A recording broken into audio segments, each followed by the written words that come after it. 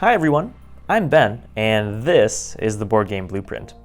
This week, we're going to talk about accolades on the Game Crafter, what they are, and show off a couple games available that have earned some in their own right.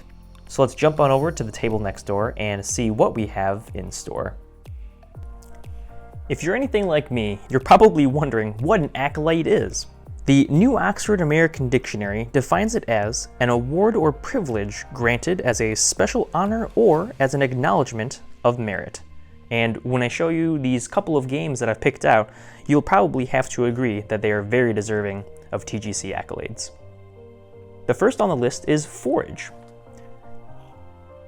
a tiny forest floor inspired set collection game for two. Designed by Laura Southwell of Frog Tree Games, this elegant game has won 3 different accolades from the Game Crafter: the Art Test, the Redstone Cellar, and a Game Crafter staff pick.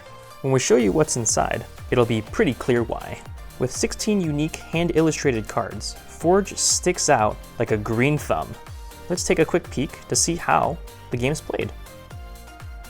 To start the game, each player will receive 5 different stones. These are the currency in the game of Forage, and the green D4 will be rolled to see how many cards will be revealed into the center of the play area.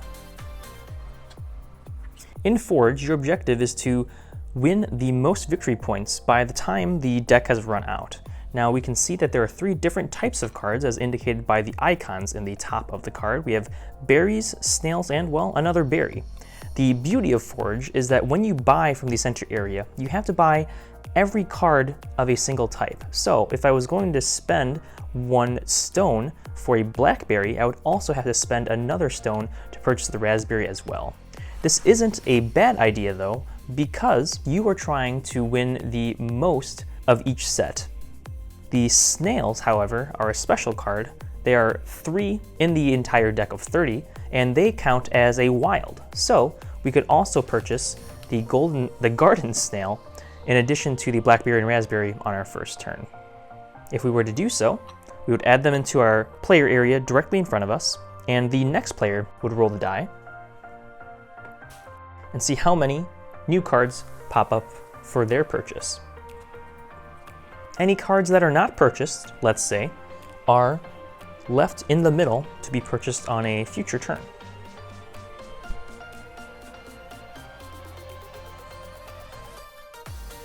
And so here we have a little bit of a conundrum.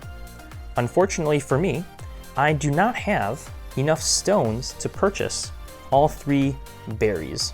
Pears are excellent choices, but that's just another tough decision that's made Forage sets up for us. Luckily, we can purchase a pair here and then sell a pair of cards that we have on a future turn to gain more stones. Or we can have to do nothing on this turn and leave it up to the opponent to see what they're interested in doing. Let's go ahead and take a pass just to see what happens. We can almost see a couple new cards here that are available for purchase. However, the second player does already have some chanterelle, so I think they'll probably go ahead and try to pick that up, along with any other mushroom cards and maybe that delicious snail card on their turn. And so on. Let's go ahead and stop here just so we can get an example of final scoring and also appreciate some more of this beautiful artwork. At the end of the game, players will take out their final hands, or sets rather, of cards. If you are the majority holder of a single type of card, you get to count every single card as a point, plus an extra 3 points for identical pairs. Let's say that we did get the raspberry from before, we would then have a total of 5 points. 1, 2, 3, 4, 5.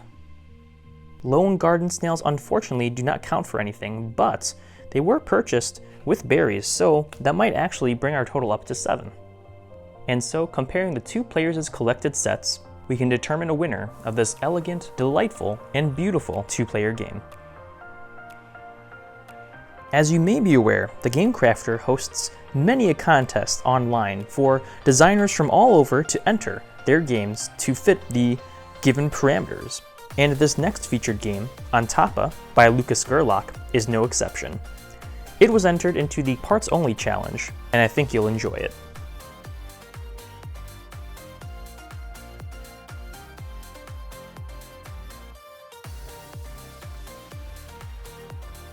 The object of the game is to be the first player to finish all 6 of their goals by placing these pagoda roofs on top of each other. Now, the fun thing about Antapa is that these roofs can be built anywhere, and the hope is that the other players will begin to lose track of your goals to help you out along the way. The first player is going to receive 2 roofs, while everyone else is going to receive 1. And on their turn, the active player will either build a floor into the play area and then draw a new floor token, or if there are already some out on the board, they can move one on top of another. The puzzle is that players will only have 1 floor token when it is not their turn. So at the end of each, they will have to give up 1 of their 2 to the next player on their left. When a player is able to complete a floor, they will receive a cube token of the same color and place it onto their board. Again, whoever is able to complete their entire board first wins. And I love what Lucas was able to accomplish with just game components. These handy player boards probably came in a little bit after the contest. And so we've gone over, albeit briefly, a few of the different types of accolades available for game creators on the Game Crafter. But I'd like to go over just one last one, and it may be one of the most esteemed that isn't just sales-based. That is the Sanity Test, where you submit your rulebook and for a small fee, a proofreader will go through and verify its cohesiveness, understandability, and overall language. One game that crushed the Sanity Test is Planet Fulcrum. Designed by Paul Dello and released by Toffee Hammer Games. Oop, can't even fit the box in this one.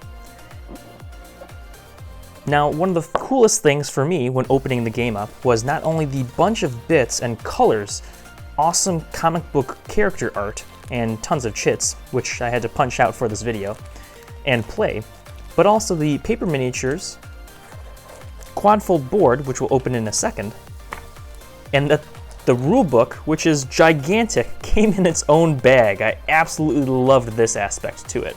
So let's go ahead and see what a little bit this game has in store to offer. Planet Fulcrum is an exciting game of area control and player conflict, where by the end of it, you hope to have the most victory points. The really innovative thing to me about Planet Fulcrum that isn't just the rulebook is its main resource and stat mechanic. As we can see, we have 5 different types of cards or stats available to us at the beginning of the game. These will stay with us for its entirety, but throughout can be upgraded or lowered based on how players choose to interact with each other. The rulebook goes into some great detail about all the different actions that are available, and if we open right up to the middle, we can read what some of these actions are. One other fascinating thing is that each action has 2 different sides to it. A sort of good guardian morality, and then an evil, slanted overlord morality. Depending on which side of the action you decide to take, throughout the game you'll join one of the 3 different factions, or become the Dark Paragon. Every turn, players will go through a move phase, an action phase, and a morality phase, where they'll check to see where their alignment falls. All of this and more is detailed in the rulebook, and it gives a really great description of how these things go. With actions like collecting fulcra, or the powerful ore of the planet, as well as moving to other sectors, players will be trying to claim different nodes under their faction. Though that was a brief overview, the shop page on the Game Crafter provides some awesome visuals and even more detailed explanations, with a how to play video included as well. So feel free to visit and determine who will be the victor in your game of Planet Fulcrum.